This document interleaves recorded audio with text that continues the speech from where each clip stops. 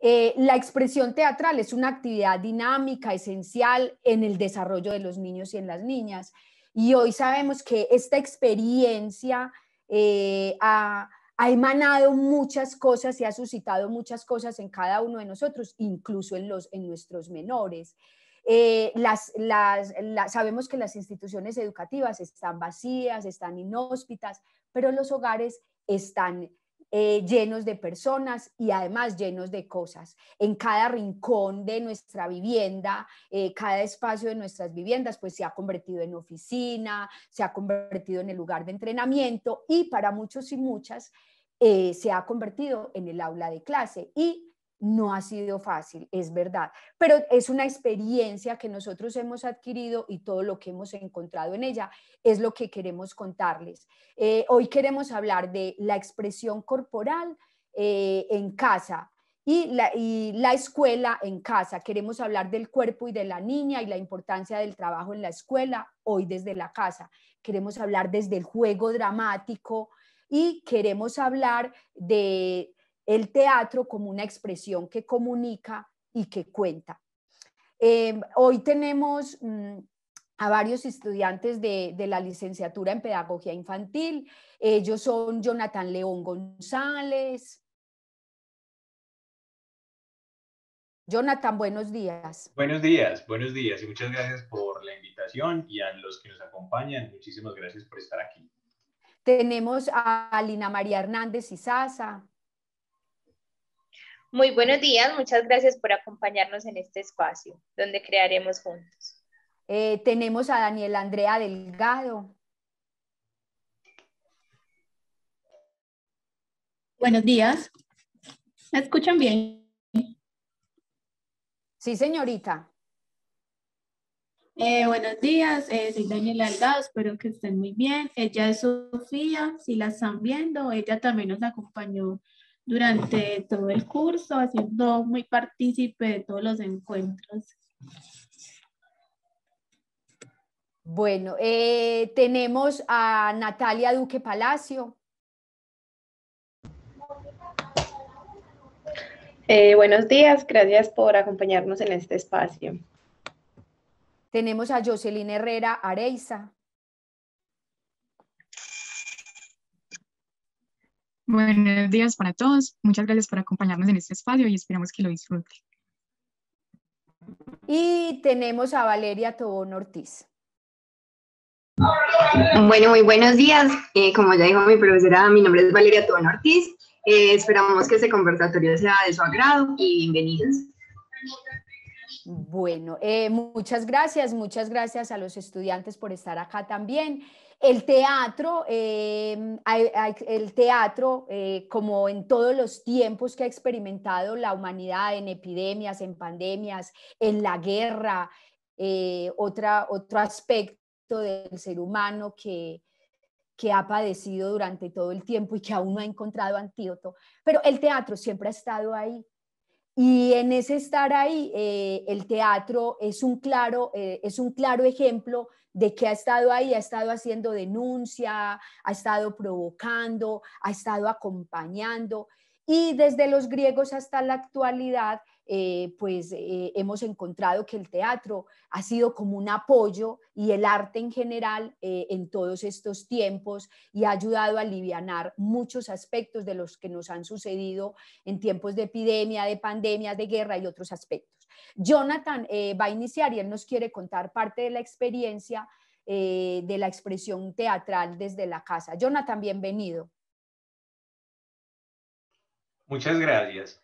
En el caso de nosotros, o yo creo que de todos los estudiantes de la universidad, cambiar ese espacio de trabajo, como lo mencionaba Rosa anteriormente, pues ya se volvió algo cotidiano. Entonces ya vamos al teatro a través del computador, vamos al museo a través del computador, recibimos o estamos en una cita médica a través del computador.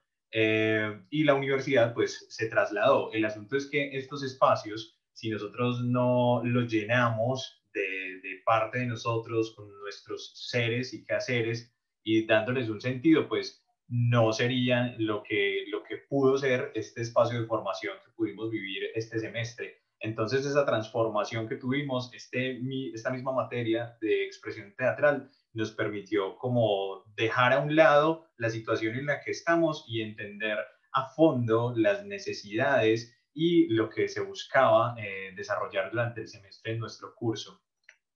Entonces, pues nosotros empezamos hablando del teatro a través del tiempo y conocimos desde los griegos hasta autores muy cercanos que ahorita conocerán un poco, y esa importancia, pues yo personalmente nunca se la había dado porque no había podido entender la tragedia griega como lo pude hacer gracias a este curso, porque creía que era algo para otro tipo de personas, pero siento que es un conocimiento común que debe estar en la escuela, articulado con la escuela y con el quehacer docente.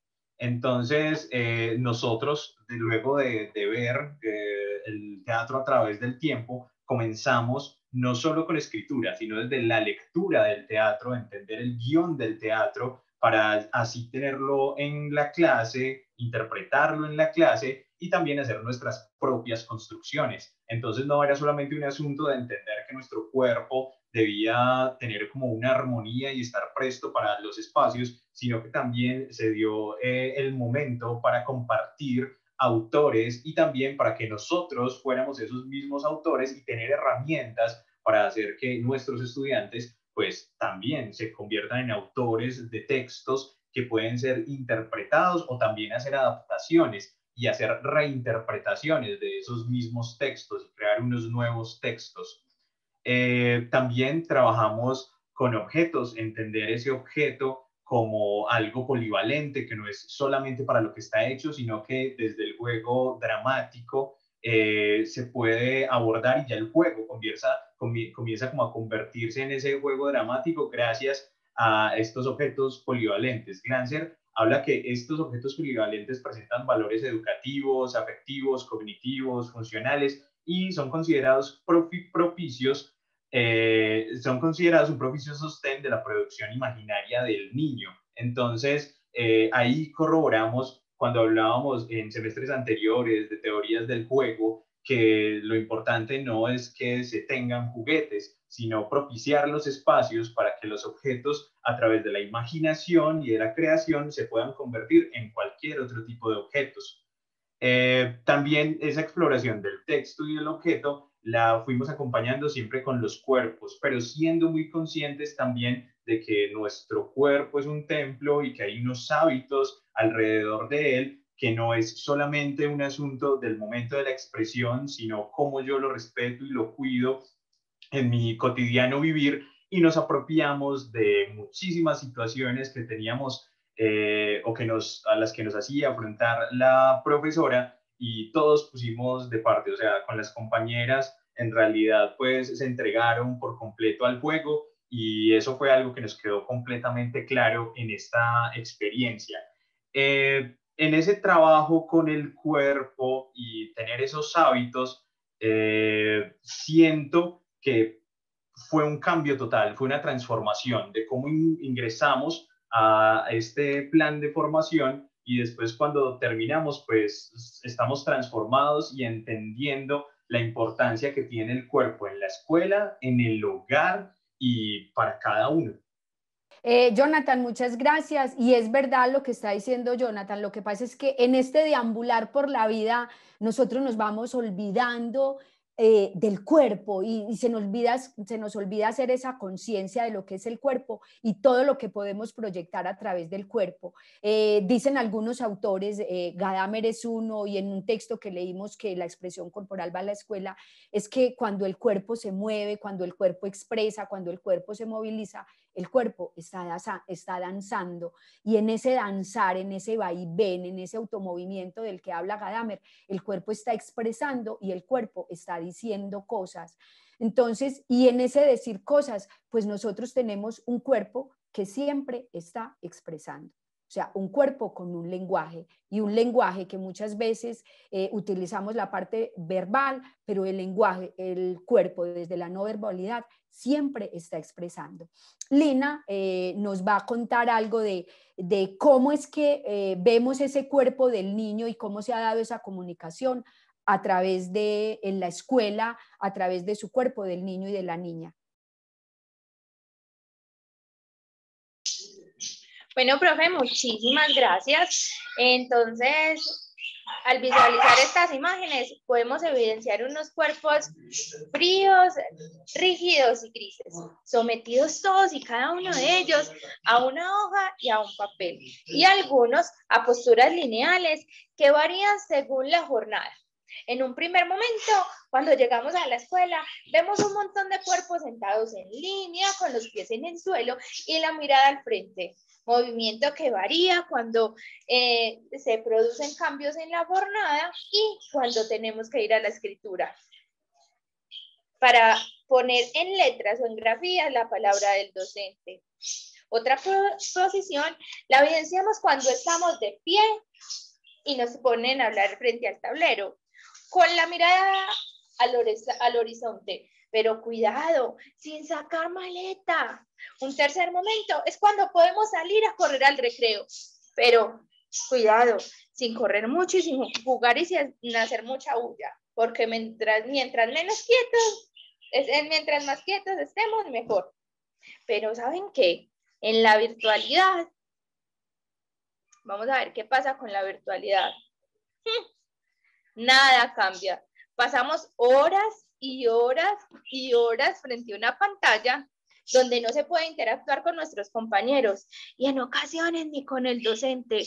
Pero cuidado, que si apagamos la cámara o nos movemos del puesto, ahí sí somos vistos. En clave de Freire podríamos evidenciar entonces unos cuerpos donde se instaura una educación bancaria, dejando al estudiante como un cuerpo vacío, el cual el docente va llenando y va llenando y va llenando de información, dejando a un lado el aprendizaje significativo, que para el docente también es un aprendizaje que va en doble vía.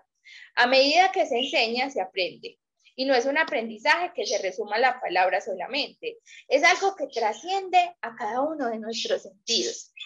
El uso del cuerpo como herramienta pedagógica no es solo realizar pausas activas y decir, vamos todos, manos arriba, en la cabeza, en los hombros, o darle 5 vueltas a la cancha, o simplemente colorear cuadrículas en un cuaderno.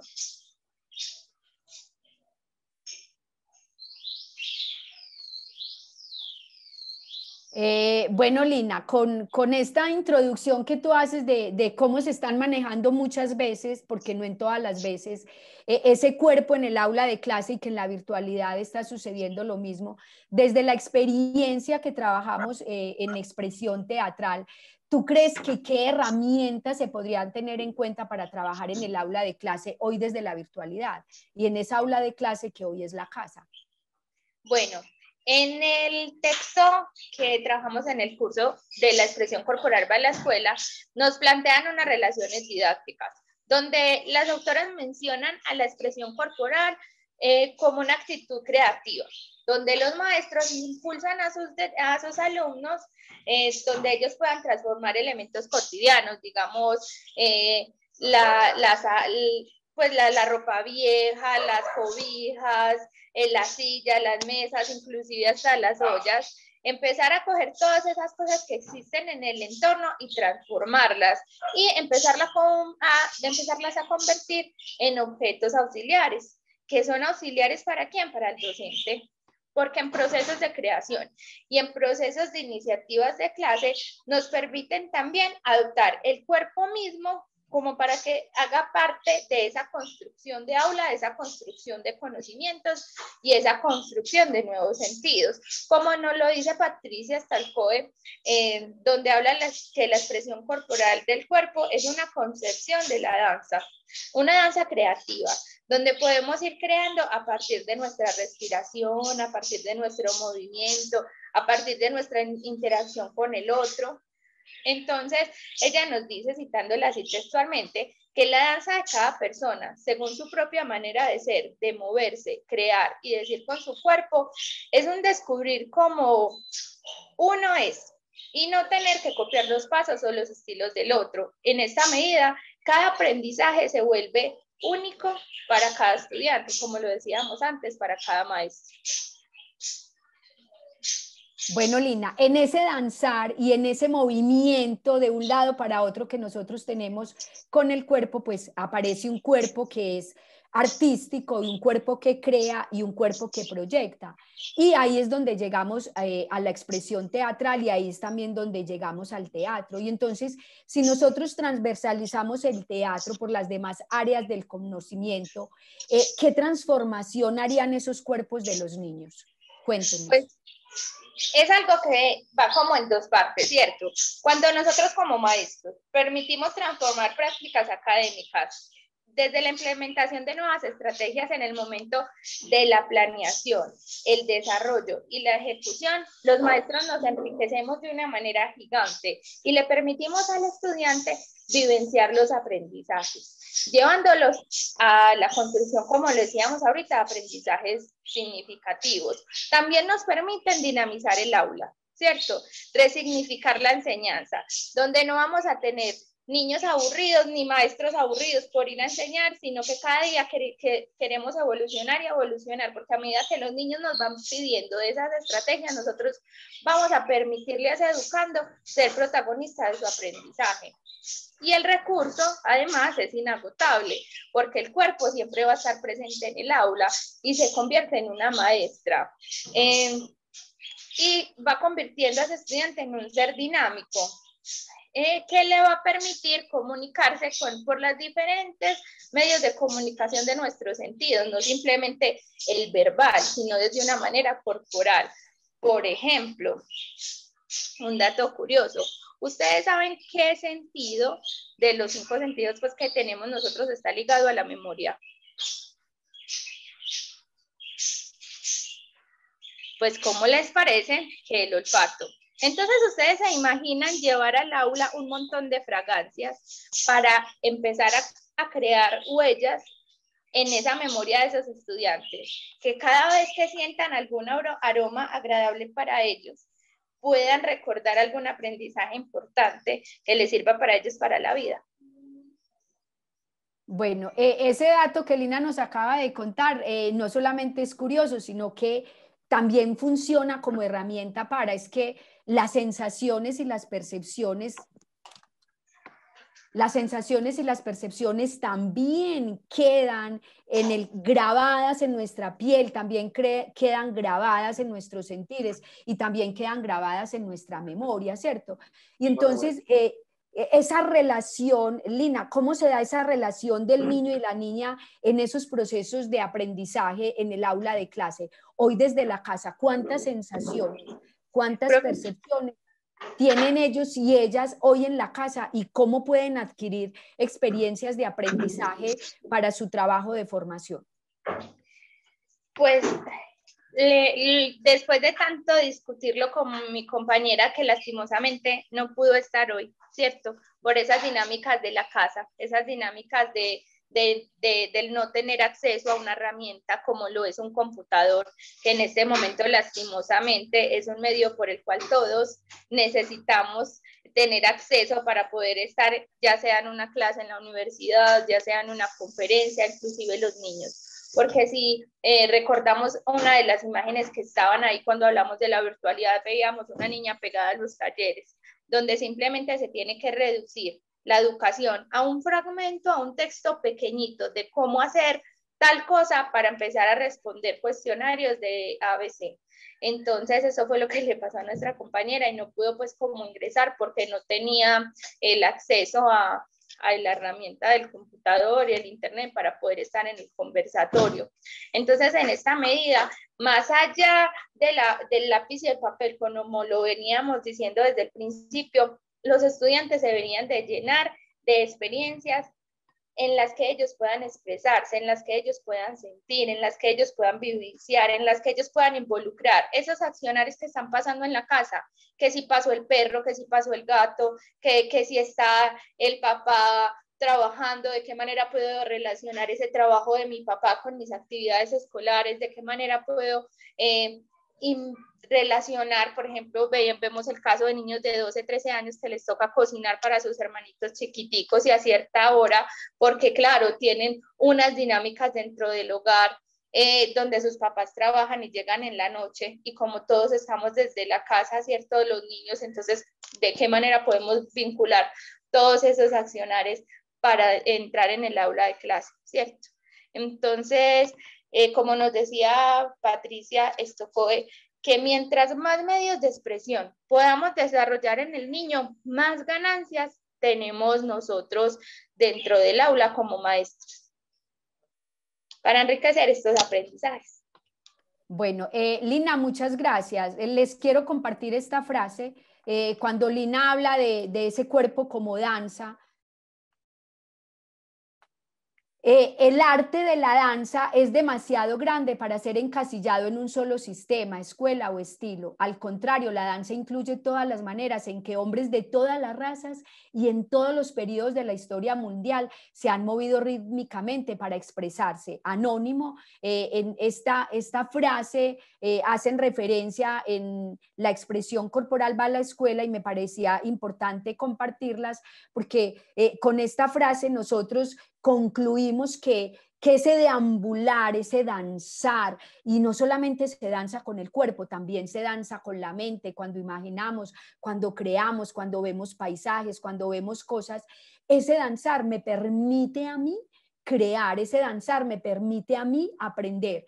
Y nosotros lo que tenemos que aprovechar como docentes es que ese danzar de los niños y las niñas hay que leerlo, y hay que leerlo para permitirles a ellos que se proyecten.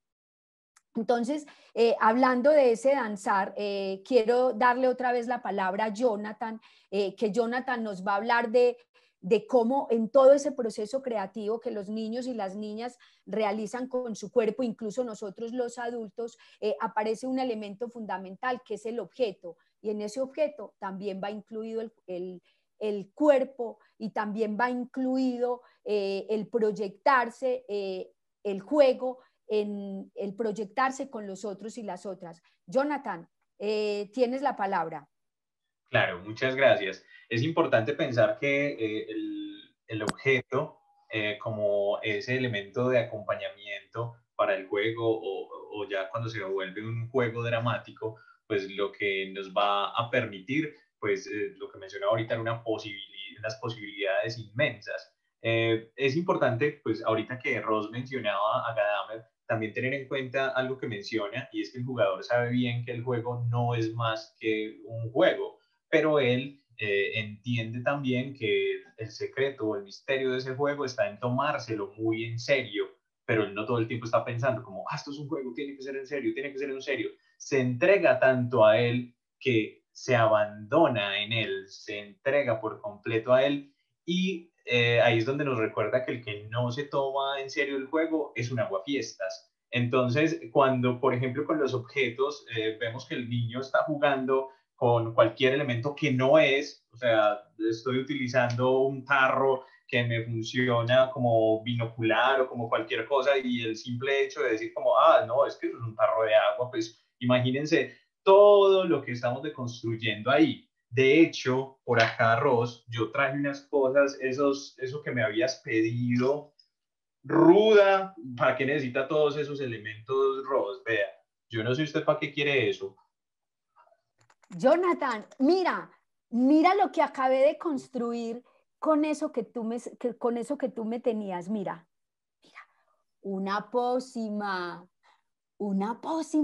para enrolar a todos los niños en este juego dramático en la educación virtual. Van a estar felices. Natalia nos va a contar cómo va a ser esa felicidad y con qué ella los va a involucrar. Los niños van a entrar por esa puerta mágica, la cual los va a llevar a experimentar diferentes mundos y experiencias. Pero no solo eso, Nata, imagínense que con esto pueden crear todo lo que ellos quieran. O sea, todo. Eso, el límite es la imaginación de ellos. Todo es posible. Mira, Daniela. ¡Wow! Sofi lo recibió y adivinen qué creó. Miren lo que creó Sofía. Ahora, yo sé, mira lo que creó Sofía. Te lo paso para que tú mires a ver con tu imaginación qué vas a crear con él. Wow, miren en lo que se transformó y miren en lo que se transformó. Un hermoso peine para peinarse sus cabellos y para hacerse colitas y para ponerse más lindos cada vez. Se lo paso a Lina para que mire a ver qué puede hacer. ¡Wow! Mi objeto se convirtió en una caja come miedos, donde los niños y las niñas pueden guardar todas esas cosas que no los dejan crear y meterlas en esa caja y taparla muy fuerte para que así nunca más puedan tener miedo y puedan seguir participando activamente de la educación virtual. Mira, Jonathan, te lo paso. Lina, muchas gracias. Pues mira que todos esos miedos se transformaron en lápices de colores para pintar y crear historias juntos. Y así entonces este objeto polivalente, que no importa lo que él pueda hacer, se vuelve en un momento de distracción, de entregarnos por completo al juego, de perdernos en él, como nos dice Gadamer, y ya dar un siguiente paso para que ese juego ya no sea solamente un juego, sino que se convierta en un juego dramático. Bueno, y en ese pasar primero por los objetos, ese objeto polivalente que el niño y la niña convierten en otra cosa y que les dan otras funciones, pues primero aparece el juego simbólico, ¿cierto? Y en ese juego simbólico los niños juegan al como si esto, como si aquello. Y además en ese juego simbólico, en primera instancia, el niño y la niña tienen un juego personal. Y un juego personal que ellos pueden hablar y hablar sin parar, crearse en un juego imaginario, ir todo el día detrás de un carrito, ir todo el día detrás de una muñeca, ir todo el día detrás de unos objetos que encuentran en la casa, unos zapatos, unas ollas, qué sé yo. Pero también aparece en ese juego simbólico un juego de la proyección, donde ese juego simbólico, ya el niño juega al como si, pero aparecen unos personajes, y esos personajes son esos personajes que ellos tienen alrededor, crean unos roles, y con esos roles el niño y la niña ingresan al juego dramático. Pues la señorita Daniela nos va a ahondar sobre ese juego dramático. Bueno, ya en el juego dramático, los niños por medio de su curiosidad, ellos empiezan como a explorar el mundo, se empiezan como a enfrentar al mundo de los adultos y entre lo que conocen, lo que no conocen, lo que saben y lo que quieren aprender, se van desarrollando como todo este juego dramático, ¿cierto? Entonces ellos exploran su realidad, la reconocen, se apropian de ella y la reinterpretan a través del juego. Esto es un ejercicio totalmente espontáneo, pero a su vez está conectado como a esa voluntad de imitar. Bueno, el juego dramático es un contenido supremamente importante, digamos, para nosotros como maestros, porque por medio de él podemos trabajar y potenciar como esa tendencia natural que tienen los niños hacia la imitación. También es una oportunidad para seguir estimulando como todo ese desarrollo del proceso simbólico y también es una oportunidad para aprovechar como ese desarrollo y esa conexión con todo la actividad motriz. Piaget nos dice que el juego dramático se convierte en un elemento primordial para el equilibrio afectivo de los niños y las niñas. Además es que ese juego dramático, como el niño ya empieza a tener un pensamiento estético, como el niño ya empieza a hacer una crítica frente a lo que le está pasando, frente a lo que le está sucediendo, lo que él ve, pues el niño a partir de ahí crece y madura. Y en esa maduración, pues el niño no solamente lo hace desde la parte corpórea, sino que también desde la parte intelectual. Y entonces ahí es donde también el juego dramático interviene de una manera directa en las inteligencias múltiples. Pues Daniela y la señorita Jocelyn, démosle la bienvenida a Jocelyn, pues nos ampliarán cómo es esa parte de las inteligencias múltiples y cómo se da ese juego dramático en relación a las inteligencias múltiples. Muchas gracias, profe. Pues de antemano me disculpo pues por no prender la cámara, pero mi internet está un poquito deficiente, entonces si la prendo se me caería. Pero entonces yo les quiero hablar un poquito de las inteligencias múltiples que nos propone Gardner. En 1983, él nos propuso una teoría en la que explica que los humanos somos seres multiinteligentes. Luego de esa manera, cada persona tendría una inteligencia central que es la que lo conduce al aprendizaje. Bueno, en un principio, él creó la inteligencia lingüística, la lógica matemática, la espacial, la corporal kinestésica y la musical, la interpersonal y la intrapersonal, ¿cierto? Luego incluyó dos más, que fueron la naturalista y la espiritual. Bueno, entonces de ahí ya explicaría por qué algunas personas tienen más dominios de unas habilidades que de otras. Bueno, entonces el juego dramático y el teatro, desde el punto de vista de estas inteligencias, nos abren una puerta enorme para el aprendizaje de los alumnos, ya que las inteligencias múltiples se utilizan, se integran y se desarrollan de forma natural e integral. Listo, ahora les voy a hacer como un ejemplo que nos va a explicar algunas de estas inteligencias múltiples. Resulta que tenemos dos niñas que, bueno, están haciendo un juego, se les ocurrió por alguna razón ser bailarinas. Ellas se metieron en el papel y ellas son las mejores bailarinas, pues, de su lugar en donde viven. Entonces, para empezar a crear este juego, ellas ponen música, cada una elige la canción que quiere bailar, se crean, pues se meten en el papel. Entonces ahí estamos trabajando la inteligencia corporal sinestésica que nos habla de que hace falta un control físico del cuerpo, de los gestos y el movimiento. También estamos trabajando en la musical, nos dice que la música está presente en el juego dramático para estimular o acompañar. Entonces ahí vemos pues cuando la niña empezó a poner su música con la que se sentía cómoda para sentirse la más linda, la bailarina, la mejor bailarina de todas. Bueno, y también estamos trabajando la intrapersonal, que nos dice conocer, reconocer, entender, desarrollar respuestas y pensamientos para formar la identidad. Esto se da cuando cada una de ellas crea su paso específico, pues no se copia como de la otra, sino que se deja llevar por el ritmo y va creando su paso como que la caracteriza. Bueno, otras dos inteligencias de las que Gardner nos habla es la inteligencia naturalista, la espiritual o filosófica. La naturalista nos dice que se basa en la inteligencia naturalista o la aplica para la creación de personajes o piezas dramáticas, y la espiritual o filosófica se trabaja la reflexión, la contemplación de la condición humana, apoya la imaginación y busca el crecimiento y la transformación de la persona. Bueno, ya nuestra compañera nos va a contar las que quedaron faltando. Bueno, entonces yo les voy a contar como una historia y ahí vamos a ver que si se involucran las otras inteligencias. Bueno, hay un grupo de niños que están jugando, ¿cierto? Y en ese jugar, en ese dialogar, están teniendo un diálogo y están buscando la manera de pasar un obstáculo.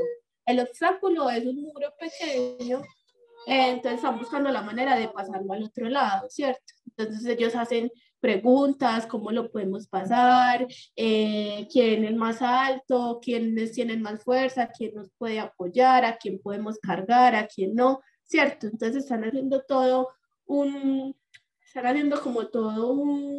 montaje para ver cómo llegan a sobrepasar ese obstáculo que quieren pasar. Entonces empiezan a generar todo un tipo de hipótesis y se empiezan a ayudar los unos a los otros, a aportar ideas, prestando su cuerpo, su fuerza para poderlos llevar a que puedan cruzar el obstáculo y hacen uso pues como de ese espacio físico y de ese espacio físico en el que están habitando, ¿cierto?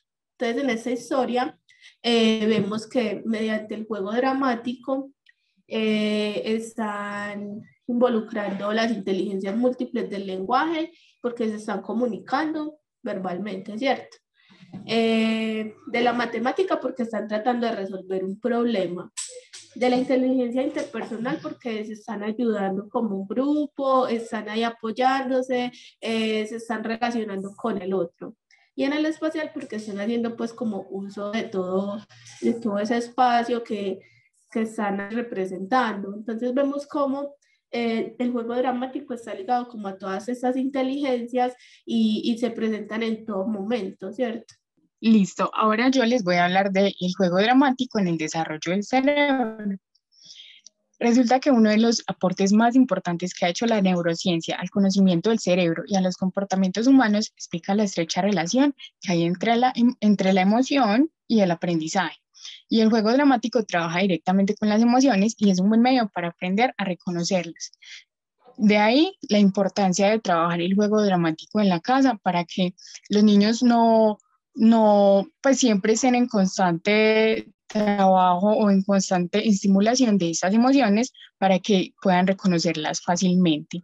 Bueno, la edad más o menos que comprende la edad que comprende la educación infantil es de 0 a 6 años, que es ahí cuando se dan la mayor cantidad de conexiones neuronales y se establecen las vías para el aprendizaje. Entonces es en esa donde debemos como potenciarlas mucho más y trabajar pues el juego dramático en una forma más constante. Bueno, y también les voy a hablar del papel del educador en el juego dramático infantil. Bueno, los maestros tenemos un papel fundamental en ese juego dramático porque debemos saber debemos saber cómo acompañarlos, cómo facilitar este juego, cómo mediar y ser un compañero activo en su proceso. Bueno, algunas características o algo que los maestros debemos cumplir para guiar ese juego dramático es que los debemos escuchar atentamente, debemos reconocer cuándo se debe hacer una aportación y cuándo esperar, cuándo dejarlo ser y cuándo parar, ayudar a los niños a reconocer, desarrollar y comunicar sus pensamientos. Debemos también empatizar con todos, tanto dentro como fuera del personaje, si es posible también meternos en su personaje, pues interactuar con ellos, ofrecer variedad de formas estéticas y culturales, evaluar conjuntamente lo aprendido, favoreciendo la reflexión. No hacer una evaluación solo cuantitativa, sino también hacer una evaluación cualitativa que nos diga su proceso. Bueno, Jocelyn y Daniela, muchas gracias por su intervención, pero también tengo una última pregunta. Porque todo ese juego dramático muchas veces, por no decir que la mayoría de veces, se relaciona con los objetos, con los elementos que los niños y las niñas toman para ellos hacer sus procesos creativos. Dice Pablo Bosch que el niño decida a qué quiere jugar, no que el juguete le diga cómo tiene que jugar. Entonces, ahora hablábamos que en las casas en este momento tenemos una cantidad de elementos y una cantidad de elementos que diría Tadeusz Kantor, que son naturaleza muerta, porque nosotros no le hemos dado ninguna función, no los hemos puesto a vivir en el mundo del teatro. Para las dos quiero hacerles esta pregunta. ¿Ustedes creen que sabiendo que en la casa estamos llenos de elementos, le tenemos que decir al niño qué jugar y además le tenemos que comprar una cantidad de juguetes caros para que él juegue y cree? Desde mi experiencia, voy a hablar desde mi experiencia, ¿cierto? Yo tengo una niña de 2 años, está próxima a cumplir 2 años, y Sofía tiene, o sea, le han dado un montón de juguetes, de los más curiosos hasta los más simples, ¿cierto? Pero yo he visto que ella prefiere o tiende a ser más curiosa por los elementos cotidianos que hay en una casa que por los mismos juguetes. Entonces, yo pienso pues que no hay necesidad como de predisponerlos a que jueguen con esto de esta manera, tal. Ellos mismos, por esa curiosidad que ellos tienen, lo que les llame la atención, ellos lo van a escoger, lo van a explorar y van a jugar con ello. sin necesidad de uno estar diciéndole, mira, esto se utiliza así, se juega de esta manera, o este es el juguete para ti, eso no lo puedes coger. Obviamente hay que tener pues como precaución con los elementos que se les da, que no se vayan a lastimar, pero desde que se les pueda acomodar como esa posibilidad de explorar el entorno, de coger los elementos pues que ellos les genere curiosidad, ellos se entretienen mucho con eso. Incluso en este momento Sofía está jugando con un tarro vacío y ahí está entretenida, o sea, no hay necesidad de que sea el juguete más curioso, es un tarro vacío, ella está entretenida jugando, le está introduciendo una bolita y así, entonces ellos van explorando y todo esto les va generando pues como todos esos aprendizajes y es como por medio de la exploración que ellos van obteniendo como todo este juego dramático y se van acoplando pues como a todo eso. La señorita Jocelyn nos quería agregar algo. No, profe, pues yo comparto lo que dice la compañera. Siento que no necesitan muchos juguetes para hacer un juego dramático, porque ellos finalmente transforman los juguetes que tienen. Entonces, no, siento que no necesitan muchos juguetes o comprarles nuevos juguetes, porque... Bueno, y en esa transformación de juguetes y en ese juego simbólico es muy importante que el niño no necesita, es espontáneo, ese juego simbólico y ese juego dramático son espontáneos, él no necesita hacer un ensayo.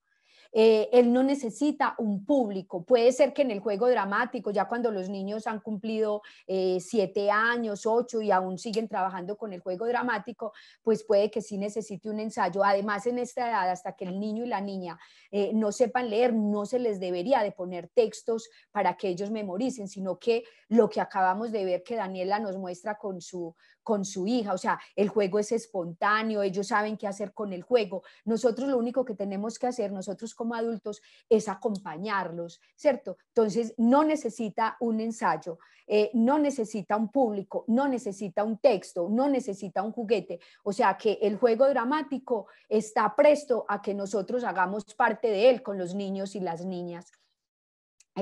Además, dijo Platón que en una hora de juego se puede descubrir más acerca de una persona que en un año de conversación. Entonces miren todo lo que se puede proyectar y todo lo que se puede expresar a través de un juego, por todo lo que hemos hablado, porque el cuerpo, las percepciones, las sensaciones, los sentimientos, todo sale a flor de piel y de una manera muy espontánea. Voy a empezar con esta frase: un pueblo sin dramaturgia propia es un pueblo sin alma, dice Henry Díaz, y empiezo con esta frase para continuar y ya el último aspecto que quisimos trabajar en este conversatorio, y es que nosotros en ese trabajo de expresión teatral pues también abordamos las lecturas de diferentes obras de teatro, y en esas lecturas se encontró que hay una herramienta pedagógica, que hay una posibilidad de comunicarnos, pero también los estudiantes y las estudiantes de ese curso encontraron que el teatro, y en este caso la literatura, no solamente comunica, sino que provoca, desgarra, cuestiona, confronta y denuncia. Y en esa denuncia, las estudiantes eligieron hablar de dos autores muy importantes a nivel universal, que son Enrique Buenaventura, un autor colombiano, y Angélica Lidell, una dramaturga que aún vive, que es española. De estos dos autores se escogieron algunas obras de teatro para nosotros hacer unos comentarios. ¿Por qué? Porque ellos... a mí me parece que estos dos autores, Enrique Buenaventura ya no está, pero estos dos autores tranquilamente se pueden analogar o se pueden relacionar, porque estos dos autores trabajan un teatro de denuncia, trabajan un teatro que provoca, trabajan un teatro político, trabajan un teatro social. Enrique Buenaventura tiene un texto que se llama Los papeles del infierno, y en ese texto de Los papeles del infierno pues él tiene varias obras de teatro, La denuncia, La orgía, La autopsia, la maestra, la tortura, y hoy queremos hablar de la tortura y queremos hablar de la maestra. En Angélica Lidell, pues no solamente hace un teatro de denuncia y hace una dramaturgia teatral, sino que ella también es actriz y actúa en la mayoría de sus obras, y es una performista. Es una performista agreste, indomable, es una performista que provoca, cuestiona, hace que el espectador se asquee, porque ella no tiene como ningún prejuicio para hacer denuncia de eso que ella ha visto, de eso que ella ha escuchado, de esas temáticas que ella quiere trabajar. De ambos autores, pues nosotros la temática en la que quisimos ahondar es sobre los seres vulnerables, que muchas veces son, pues los seres vulnerables con la violencia, en general somos toda la sociedad, pero en este caso quisimos tomar los niños, las niñas y las mujeres. En La tortura, por ejemplo, que es una obra de Enrique Buenaventura, es una obra corta, se lee rápido, son dos personajes. Enrique Buenaventura quiere hacer referencia a esa violencia en Colombia, y no solamente en Colombia, sino que en Latinoamérica en los años 50, en los años 60, en los años 70, y todavía yo quiero hacer el agregado, todavía hay una violencia, todavía se torturan a los seres humanos, pero hay una puesta en escena desde la dramaturgia de Enrique Buenaventura que se muestra ahí, que cómo es esa tortura, o sea, cómo anteriormente se torturaban y se violentaban a las personas para que hablara, para que contara la verdad, cuando eran conspiradores, cuando en esa época de los liberales y los conservadores, pues cada uno quería tomar partido, pero no se podía. Si pertenecía a los conservadores, malo, porque los liberales te estaban siguiendo, o si te metías con los liberales, malo, porque los conservadores te estaban siguiendo. Entonces, en La tortura, el autor nos muestra una pareja que está cenando, además que nos muestra es la comida, que está cenando, y nos están contando cómo esa mujer, por qué medios ella está recibiendo comida, y ella está recibiendo el sustento de la familia, y es que su esposo tortura. Y además sospecha que ella es una conspiradora. Y ella lo que hace es que a través de exhibirse, a través de mostrarse, pues ella está contándole a los otros lo que a ella le está pasando. Pues su marido no soporta que su esposa lo engañe, y que además su esposa conspire, y también ese destino, esa labor que él tiene en el diario vivir, lo lleva a cometer esa atrocidad también con su esposa, y también la tortura, y termina asesinándole, sacándole los ojos. Entonces, en esta obra queremos hablar de un aspecto social, de un aspecto político, de la violencia hacia la mujer, de la represión, de todos esos aspectos aparece en esta obra. Y Valeria nos quiere hablar de otra obra de Enrique Buenaventura que se llama La maestra. Valeria, cuéntanos de La maestra un poco, y luego yo quiero hacerte una pregunta con respecto a La maestra. Claro que sí. Bueno, como ya mencionó la profesora, Enrique Buenaventura es un gran exponente colombiano que en sus obras siempre trata asuntos de política, abuso del poder, cómo la violencia ha afectado en el campo. En esta obra de La maestra trata sobre una chica que su padre, aunque no era político, había creado como un pueblo, se llamaba La Esperanza, y un día cualquiera llegan unos soldados a decirle que por cuestiones de democracia lo tenían que, pues lo mataron, ¿cierto? Lo fusilaron. Después de eso los soldados abusan de la maestra, y él muy poéticamente dice, ella se deja morir, ¿cierto? Por estas cuestiones. En esta obra es bastante, no sé, como, aunque es un tema, aunque él lo escribió hace varios años, sigue siendo un tema muy actual. el abuso de poder, la violación a la mujer. Entonces, ¿cómo esa denuncia aún es actual? Bueno, y nosotros trabajamos en paralelo, o nosotros, las estudiantes eligieron un paralelo para trabajar esa violencia en nuestro país, y que esa violencia que se da en nuestro país pues no es ajena a otros países. Entonces se tocaron dos obras de la autora española que ya les había nombrado, Angélica Lidell, y Natalia pues nos va a contar un poquito de Todo el cielo sobre la tierra. Esta obra entonces propone un acercamiento como las diferentes problemáticas de la actualidad, en donde la sociedad entonces se está preocupando por reflejar lo que no es y por reflejar una imagen que no le corresponde.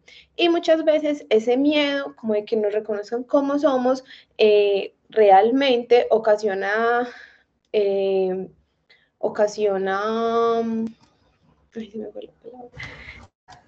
hecho de que el miedo de reconocernos como nosotros mismos somos hace que casos como por ejemplo las madres sacrificadas, los voluntarios entregados, las personas que se dejan guiar por los impulsos, por las pulsiones de muerte, de vida, pero que no reconozcan que hace parte, que todas estas cosas hacen parte de la raza humana, de nuestra razón de ser humana. Y ella en sus obras, principalmente en esta obra del Todo el cielo sobre la tierra, plasma que el ser humano es un humano que se masturba, que ama, que odia, que mata, que no es novedoso. Y en esta obra ella denuncia cómo siempre estamos buscando mostrar lo que no somos. Y en ese mostrar lo que no somos, negamos la verdadera razón humana. De hecho, en esa obra ella se plantea como el síndrome de Wendy, la cual está basada en una historia real, en la que en una playa asesinaron a 69 jóvenes. Era una playa de Noruega. Entonces ella se reconoce como Wendy, haciendo como la similitud a la historia de Peter Pan, en la cual eran jóvenes que nunca crecían. Entonces es una metáfora como de denuncia en la cual ella refleja el temor de ser abandonada en una isla que está al fin y al cabo llena de cadáveres.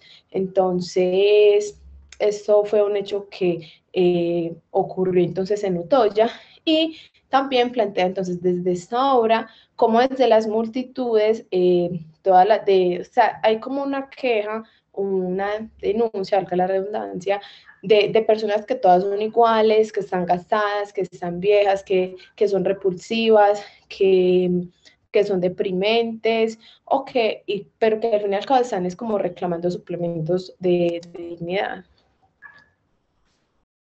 Muchas gracias, señoritas. Yo quiero leerles un fragmento de la obra que nos acaba de nombrar, nos acaba de exponer Natalia, y dice el fragmento: nos volvemos cada vez más viejos, repulsivos, deprimentes, pero necesitamos ser amados. Lo único que tenemos que decir es hasta dónde estamos dispuestos a humillarnos. Y si digo yo soy Wendy, es para vengarme por todo aquello que me ha sido arrebatado. Si no puedo ser amada por los vivos, me asociaré con los muertos.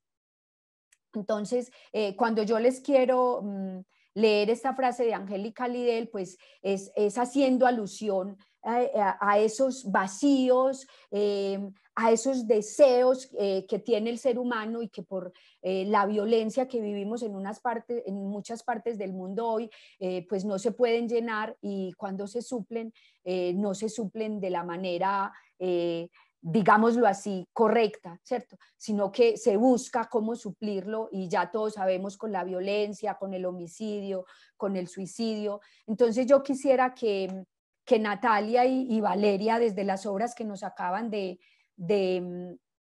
narrar, pues nos cuenten cuál es esa percepción de sociedad que exponen los autores, y cómo se evidencian las justificaciones en las acciones humanas en estas obras.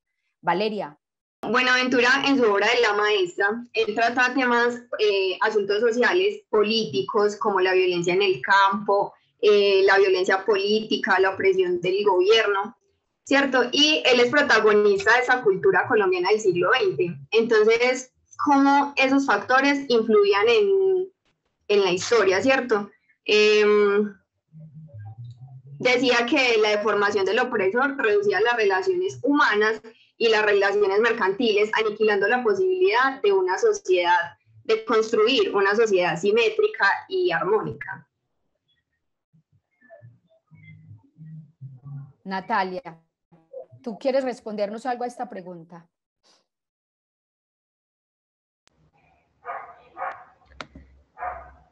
Claro que sí, profe, no me está dando casi la cámara. Desde esta obra que nos plantea Angélica Lidell, también yo lo asemejaría con que está bien que estamos constantemente buscando como encajar en una sociedad, pero al fin y al cabo todas esas acciones que llevamos a cabo, todas estas que socialmente son reprimidas, que no están bien vistas, también se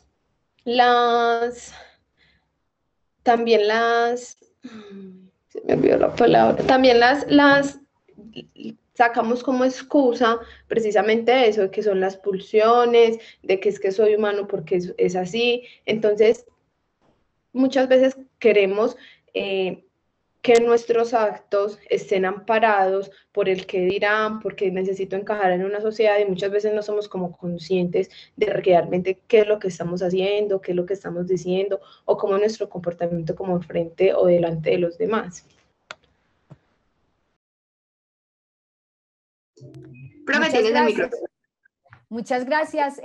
Para finalizar, pues hay una obra de Angélica Lidell que yo les leí a ellos al inicio del semestre, que es muy fuerte y que diríamos que cualquier parecido con la realidad es mera coincidencia. Pues en esta obra Angélica Lidell hace una denuncia a la violencia sexual, al poder que ejercen algunas instituciones políticas en contra de los seres más vulnerables, que en este caso y que nosotros hoy hemos hablado todo el tiempo de ellos y de ellas, que son los niños y las niñas. Entonces, la señorita Valeria nos va a hacer la lectura en voz alta de un texto que se llama Yo no soy bonita, lesiones incompatibles con la vida, de Angélica Lidell. Adelante, Valeria. Gracias. Confesión. Éramos 3 niñas, teníamos 9 años. Obtenemos el permiso de nuestros padres para visitar las cuadras. Era normal, frecuente. Los niños y las niñas podíamos visitar las cuadras cuando quisiéramos. Estaban al lado de nuestras casas. Eran las cuadras del cuartel. Vivíamos entre militares y caballos. Aquel día, un soldado nos acompañó durante la visita. El soldado preguntó, ¿quieres subir algún caballo? Nosotras contestamos, sí, a ese. Era el caballo más bonito de la cuadra. El soldado aprovechó la situación. Empezó a sudar. Su cara se volvió roja. Soy la primera en subir. Para subirme al caballo, el soldado me agarra de una forma extraña. Pone su mano gigantesca bajo mi sexo diminuto mientras me levanta al aire. Intenta apartarme las bragas. Utiliza sus dedos para separar los labios de mi vulva. Aprieta, duele. Mantiene su mano entre mis nalgas y el lomo del caballo. Mueve los dedos como gusano. Noto sus uñas. El soldado aprieta con un solo dedo. Le digo que quiero bajar. El soldado aguanta un poco más, se ríe, aprieta mi vagina un poco más. Por fin, el soldado me baja del caballo. Se pasa la mano por la nariz, se huele los dedos. Sube a las otras niñas. Recuerdo la vergüenza. Teníamos 9 años. Cuando salíamos de las cuadras estábamos serias, calladas. De repente, una dice, ¿a ustedes les ha hecho algo? Yo digo que no. Me da vergüenza decir que sí. No. La otra dice que el soldado le ha hecho daño ahí abajo. Yo digo que no. A mí no me ha hecho nada. Me da vergüenza decir que sí. Nada, no sé. A mí no me ha hecho nada. Me encontraba mal. No se lo conté a nadie.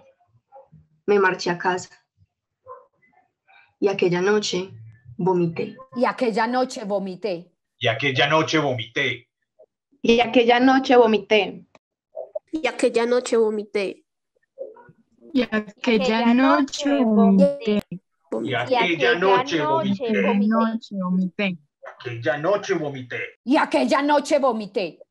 Aquella noche vomité.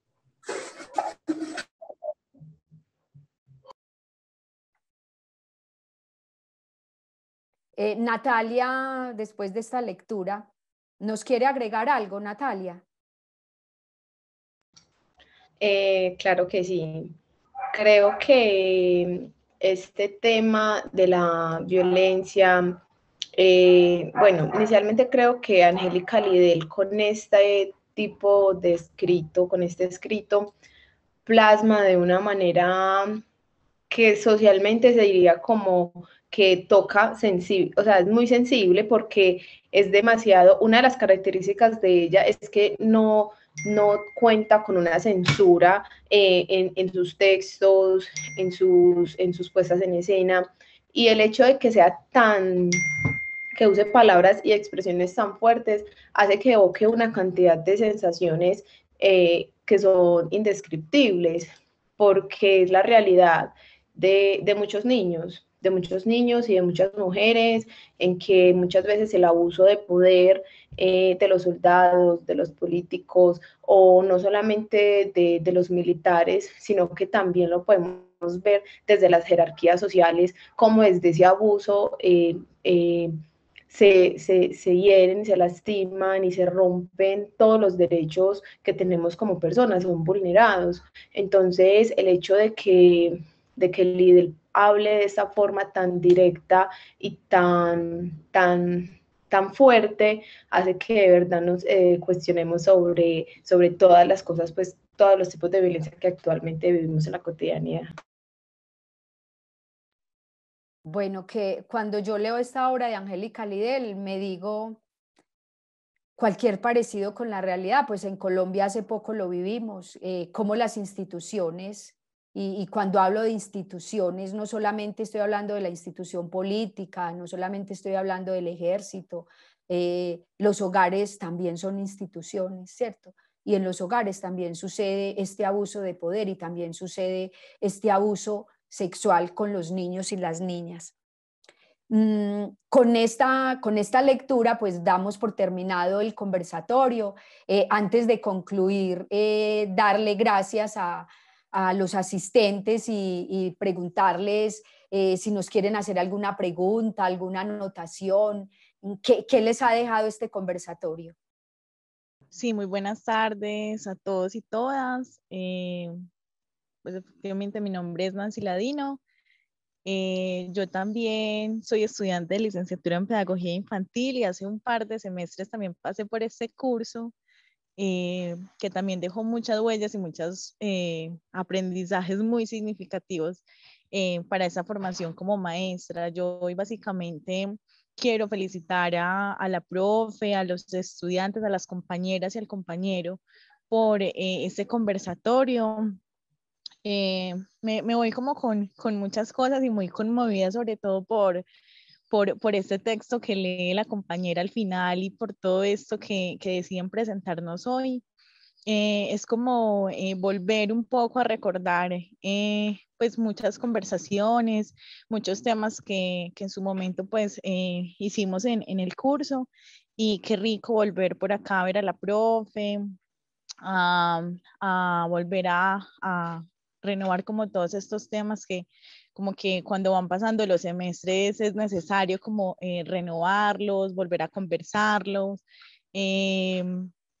volver como a hablar de este asunto tan importante que es el juego dramático, y volver como a conocer o a escuchar estas obras teatrales. Entonces, no, básicamente es que quiero felicitarlos, me voy muy agradecida, y no, definitivamente valió mucho la pena dedicar este tiempo para estar aquí escuchándolos, y bueno, no, muchas gracias. Muchas gracias a ti, Nancy, por la intervención, y muchas gracias por estar con nosotros, ¿verdad? Muchas gracias. Bueno, Muchas gracias pues como por este tipo de espacios. Muy interesante pues como poder ver un conversatorio que está planteado de esta manera, ¿cierto? Que no se limita a lo conversado. Pues válgalo ahí de como es de la palabra, porque cuando a uno le dicen conversatorio, pues uno ya más o menos preestablece o sabe como para qué, a qué va a asistir. Pero hay una serie de elementos a nivel teatral que son bien interesantes, esa lectura al final, esa participación, o sea, al menos tomarse pues como el trabajo tal vez de hacerlo y diferente, eso ya varía el espacio y lo hace mucho más enriquecedor, ¿sí? Y a uno como asistente, pues obviamente no solo se genera un interés por la temática que se está abordando, que además me siento pues muy identificada, obvio, me encanta y felicitaciones pues por el trabajo. Además, pues uno se identifica con ese otro tipo de elementos y eso hace que sea más entretenido el conversatorio y que uno se vincule y se conecte más con lo que ustedes están haciendo. Entonces, pues si así fue el conversatorio, supongo que las clases fueron una maravilla. Pues genial. Amo las clases que se plantean desde ese lugar y en las que el docente va más allá de simplemente enunciar un tema, un concepto, sino cómo eso desde la práctica y desde el juego se puede resolver, afianzar, nutrir. No, muchas gracias. O sea, de verdad que un proceso bien interesante, pues o al menos digamos desde lo que se puede ver con el conversatorio. Felicitaciones, qué maravilla. María Morales, muchas gracias y de verdad, gracias por estar acá. Yo pienso que la razón de ser del arte y la razón de ser de la docencia es el otro, el participante. Ese encuentro con el otro es supremamente fundamental. Muchas gracias. Listo, la compañera Gladys solicitó otra vez que le habilitaran el micrófono. Ya lo tiene, digamos, habilitado para que realice la intervención. Buenas tardes ya. Buenas tardes para todos y para la profe Rosmira. ¿Sí me escuchan? Sí, señorita, super. sí. ¿Cómo está? Yo soy estudiante de licenciatura en Pedagogía Infantil del 9º semestre de la sesión Bajo Cauca, directamente de Caucas. Apenas estamos empezando con la profe. En esta invitación, profe, muchas gracias. Me pareció espectacular. Los temas, las actividades. Me gustó esa actividad de la transformación del juguete del niño, pues hasta para uno jugarla así en clase. Pues, y los temas, y me pareció espectacular. Pues, y muy significativo. En esa área, pues, de que uno, de la enseñanza de los niños, del aprendizaje, de cómo llevar al niño por medio de estos medios, que no es fácil, como sin esas prácticas, para que el niño también juegue.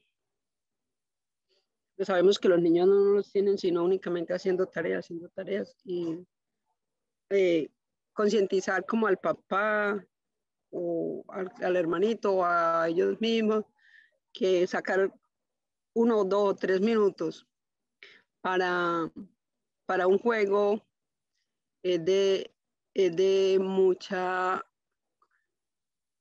es prioridad como seres humanos y es de mucho aprendizaje, porque ya el niño se desconecta como que lo que tiene, digo yo, y ya da como es otro paso para volver a entrar ya como con otra mirada hacia lo que está haciendo. Muchas gracias por el conversatorio tan bueno, pues yo nunca había estado. Y agradezco la invitación, profe Rosmira. Dios les bendiga. Gracias a ti, Gladys. Gracias a ti, Gladys, por participar. A mí lo que Gladys me dice que dejar jugar al niño es muy interesante y qué es lo que hay que hacer. Dice Piaget, el niño no juega para aprender, pero aprende jugando. Entonces, o sea, ese potencial de dejar jugar al niño, esa posibilidad de dejar jugar al niño, o sea, la tenemos que adquirir. Y por acá tenemos un comentario escrito de Gina Barón, el cual dice que hermosa presentación, fue muy significativo y me dejaron muchas ganas de conocer más a fondo las diferentes obras a las que se hicieron referencia. Bueno, para concluir, pues algunos de mis estudiantes tienen algunas conclusiones. Lina, adelante con tu conclusión, Lina. Bueno, muchas gracias. Entonces, recogiendo un poquito el día, el conversatorio, y vamos pues como a hacer una invitación, que es la relación que persiguen los niños y las niñas al aceptar el cuerpo y descubrir precisamente en esa realidad corporal que pueden sentir sensaciones, placeres, miedos, angustias, reconocer cada una de esas cosas que pasan en el niño para orientar a la construcción de un autoconocimiento y un equilibrio psíquico-físico que pueda cada vez favorecer más a su expresividad y así puedan crear a partir de su cuerpo y asimismo reconocer los cuerpos y las formas de expresarse de los demás. Muchísimas gracias. Si alguien más quiera agregarnos algo, alguien más quiera dar otra conclusión.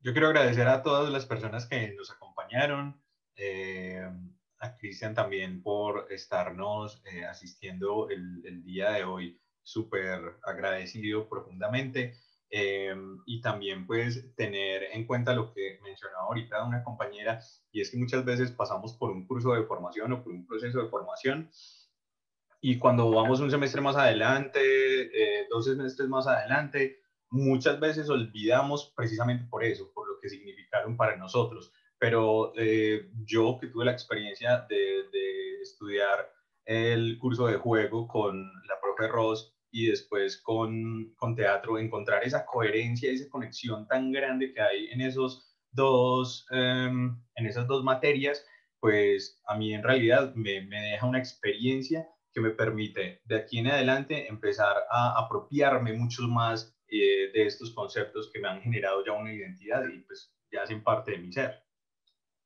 Entonces, para concluir, yo también quisiera decir que el juego dramático lo podemos abordar desde la casa, el juego simbólico y el juego como tal, y permitirle a los niños y a las niñas que jueguen, y además que jueguen porque es algo espontáneo en ellos y en ellas, y nosotros jugar con ellos, porque ahí también hay todo un aprendizaje de parte y parte. Y además que desde la casa tenemos mucho con qué jugar y mucho con qué jugar con los niños. A las personas que nos acompañaron, de verdad, muchas gracias. A Cristian, muchas gracias por el apoyo, y de verdad a Jonathan y a las estudiantes de este curso, gracias, porque para que esto se dé también tenemos que ser cómplices los unos de los otros.